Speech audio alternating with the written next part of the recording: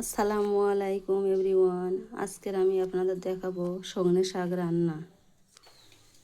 কড়াইয়ে জল দিয়ে নিয়েছি, কিছু সামান্য পরিমাণ সোডা দিয়ে দিলাম,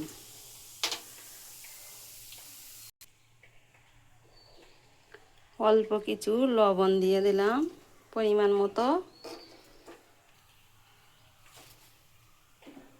পানিটা ফুটে এসেছে, এবারে শাকটা দিয়ে দিলাম।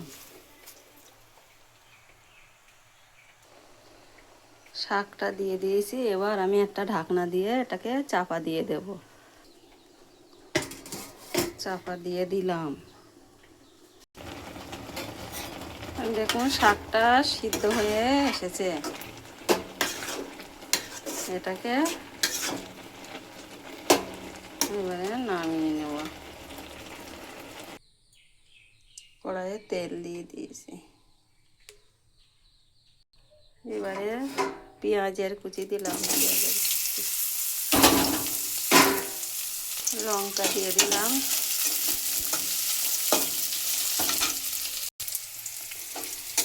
পেঁয়াজটা লাল হয়ে এসেছে, এবার আমি শাকটা ঢেলে দিব।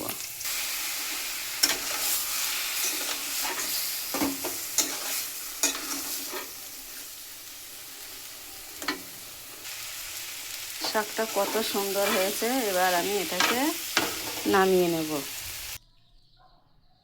শাকটা হয়ে এসেছে, কত সুন্দর কালার। ভিডিওটা ভালো লাগলে একটা লাইক, কমেন্ট ও সাবস্ক্রাইব করে দেবেন।